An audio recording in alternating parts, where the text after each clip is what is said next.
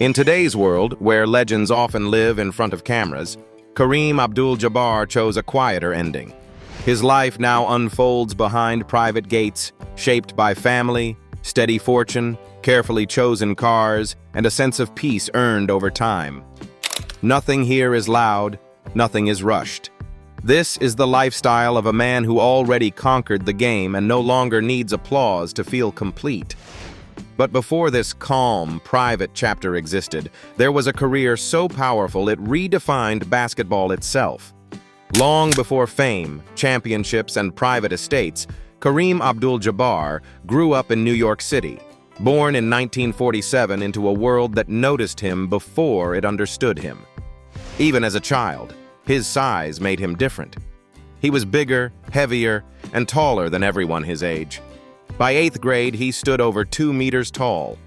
Attention followed him everywhere, but confidence did not arrive overnight. Basketball became his language, the one place where his difference felt like purpose instead of burden. By the age of 12, Kareem could already dunk. Not for show, but because his timing, balance, and reach made it natural. At Power Memorial Academy, his growth turned into dominance. Games tilted the moment he stepped on the floor. Championships stacked up. Records disappeared. The nickname the Power Tower wasn't a headline, it was a description. Yet even then, Kareem wasn't loud or boastful. He played with control, letting results speak where words were unnecessary. That same pattern followed him to UCLA. What began on the freshman team quickly became complete command at the highest level of college basketball. Over 3 seasons, UCLA lost just 2 games. Kareem didn't just win, he forced the sport to change. His dominance led to the banning of dunking in college basketball, a rule designed specifically to slow him down. Instead of resisting, he adapted.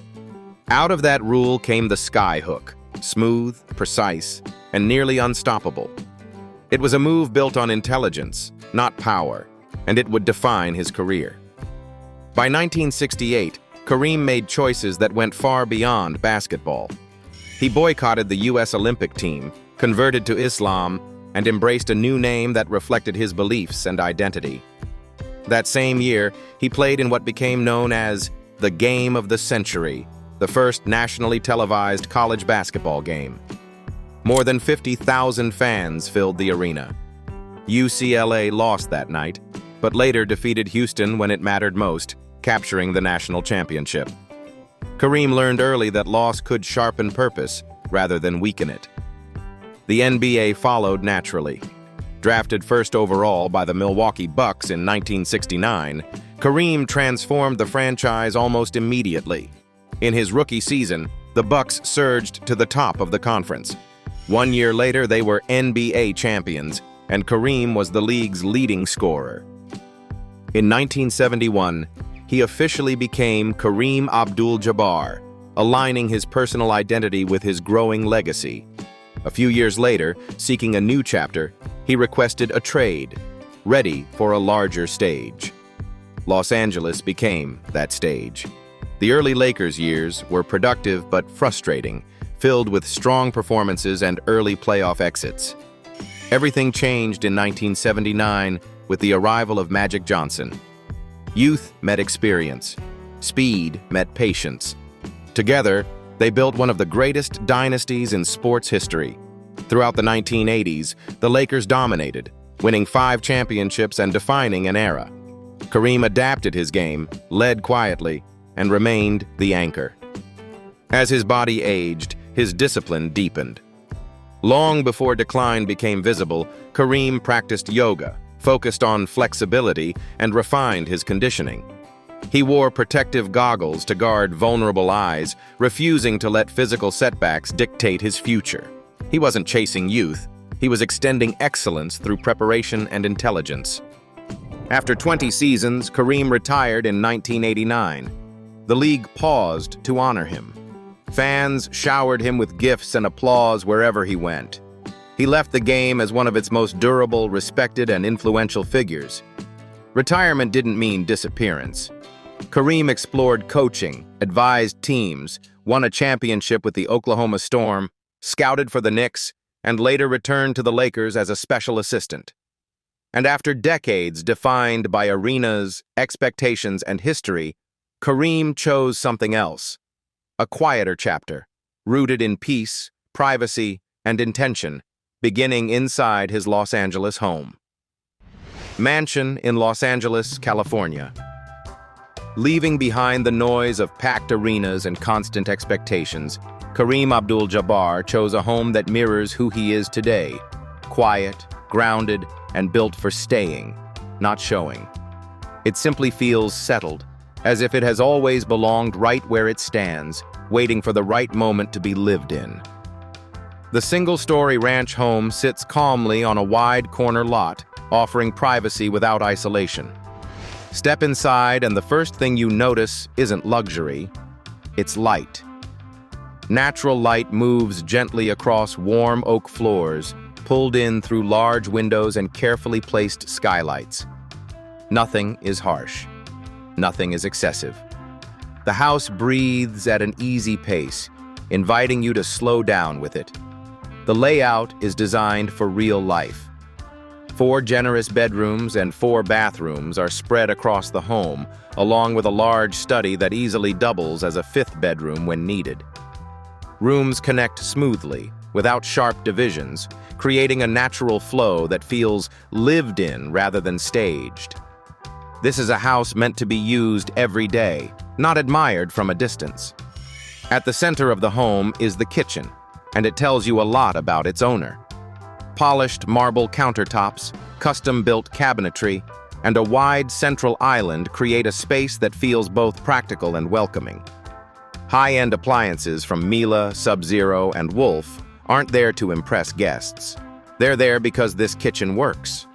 It's a place for routines, conversations, and quiet moments that don't need an audience. Just beyond the kitchen, the living room offers warmth without drama. A gas fireplace anchors the space, opening naturally into a formal dining area that feels intimate rather than grand. This is where evenings stretch out, where meals are unhurried, and where silence is comfortable. Even the functional details, like the 2-car garage and private driveway, are handled with the same sense of restraint and order. French doors open the home outward, blending indoor and outdoor living with ease. The patio is wide and relaxed, perfect for long meals outside or afternoons spent doing very little at all. Beyond it, the backyard opens up with space to breathe, already prepared for a pool if desired. Nearby, a full sports court remains part of the landscape, not as a statement, but as a habit. Basketball, movement, routine, still present, just quieter now. The primary bedroom carries the same calm confidence as the rest of the house. Custom solid wood wardrobes line the walls, while French doors lead to a private patio for early mornings or quiet nights. The ensuite bathroom feels like a personal retreat, finished in marble with a spacious walk-in shower designed for recovery, not rush. Secondary bedrooms follow the same philosophy. Large windows, walk-in closets, built-in storage, and clean bathrooms finished with polished quartz vanities. This home doesn't tell a story about success. It tells a story about choice. After a lifetime spent in public view, Kareem Abdul-Jabbar built a place that protects his time, his energy, and his peace. From this quiet Los Angeles retreat, Kareem's relationship with space becomes clearer when we look at the other places he once called home. Other properties. For many years, Kareem Abdul-Jabbar owned a remarkable property on the island of Kauai, Hawaii. Built in 1986, the home sat on a vast 3-acre plot and was designed specifically around his extraordinary height of 2.18 meters. Kareem eventually listed the Hawaiian home for $5.9 million in 2013 and sold it 2 years later for $4.8 million. Afterward, the property quietly became part of a much larger neighboring estate when Will and Jada Smith acquired it, merging it into a 7-acre compound that later sold for $12 million. Even after changing hands, the house remained a testament to Kareem's early preference for privacy, space, and thoughtful design, rather than excess. Back in Los Angeles, Kareem had explored a more active chapter of living years earlier. In 1996, he purchased another LA home for $2.2 million and transformed it to fit his athletic lifestyle at the time.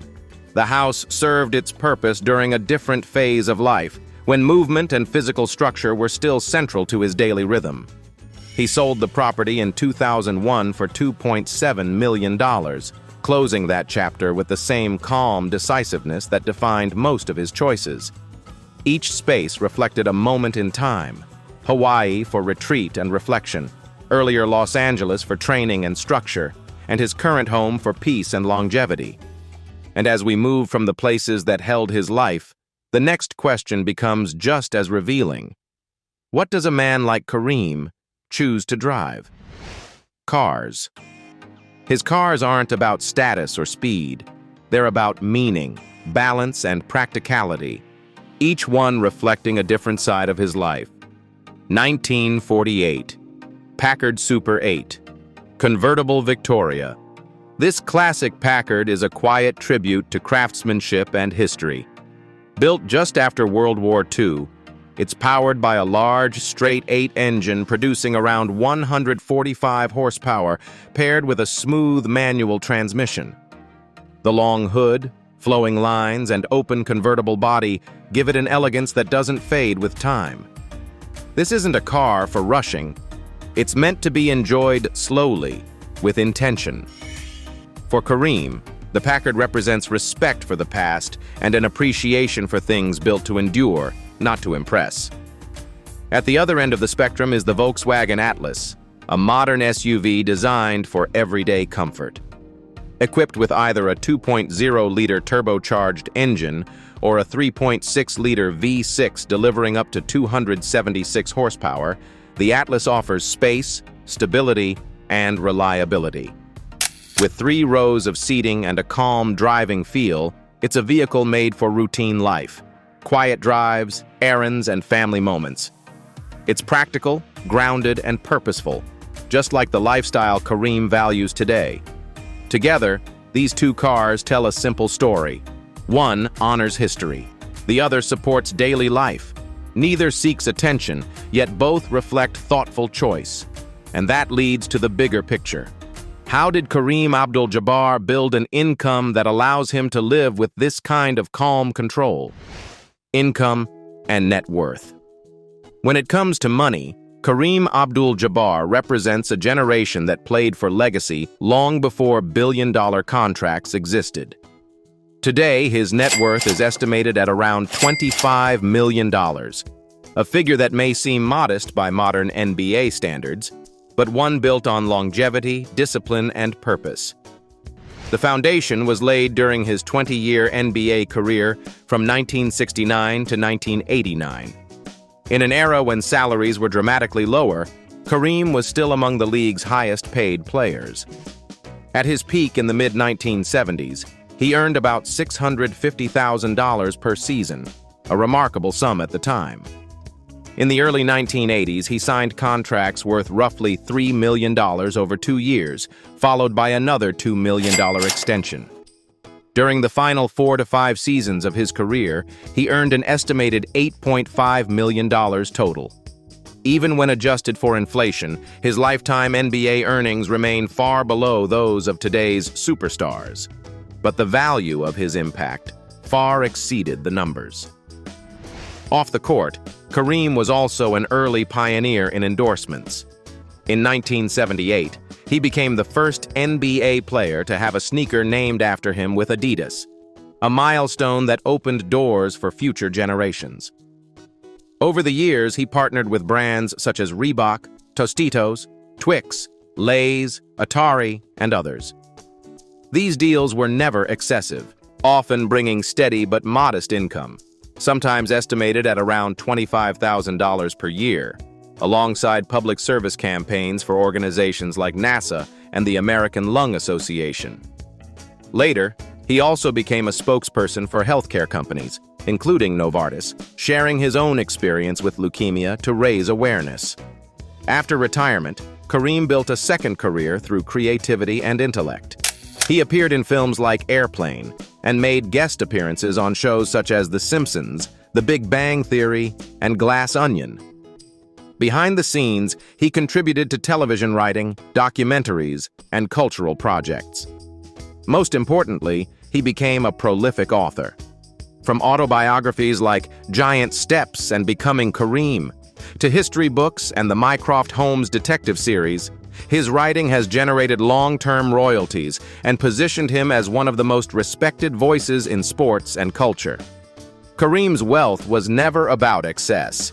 It was about sustainability, earning enough to live freely, think independently, and give meaningfully. And that leads naturally to the next chapter of his life, where money becomes a tool not for comfort alone, but for giving back. Philanthropy. For Kareem Abdul-Jabbar, giving back was never a side project. It became a second calling. At the heart of his philanthropy stands the Skyhook Foundation, a name inspired by the very move that defined his career. Just as the Skyhook rose above defenders, the foundation is designed to lift young minds beyond their circumstances. By focusing on underprivileged and minority youth, Kareem aimed to spark curiosity early and show children that science, technology, and creativity are not distant worlds, but doors they can actually walk through. That philosophy guided many of his partnerships. Through Inside the Outdoors, a program linked to the Orange County Department of Education, Kareem helped support hands-on outdoor STEM learning that replaces classrooms with nature and experience. With UCLA Health, he stepped forward not just as a donor, but as a supporter during moments of crisis, most notably donating hundreds of protective eyewear units to healthcare workers during the COVID-19 pandemic. It was a quiet gesture, but one rooted in respect for those carrying heavy responsibility. His support for education also reached directly into public schools. Working with LAUSD and community schools, Kareem helped provide students with athletic shoes, backpacks, and even mobile classroom programs, small tools that make a big difference when resources are limited. These weren't headline-grabbing moves. They were practical acts meant to remove barriers and keep kids moving forward. Beyond education, Kareem has consistently stood with organizations serving older adults, healthcare access, and social equity. He has supported groups like the Entertainment Industry Fund and AARP, and lent his voice and resources to broader efforts aimed at improving healthcare for disadvantaged communities.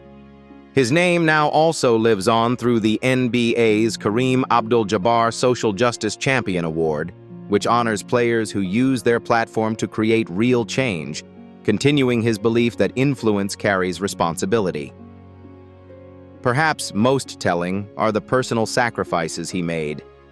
Kareem has auctioned off priceless memorabilia, championship rings, MVP trophies, symbols of a lifetime of achievement, to fund youth education and STEM programs.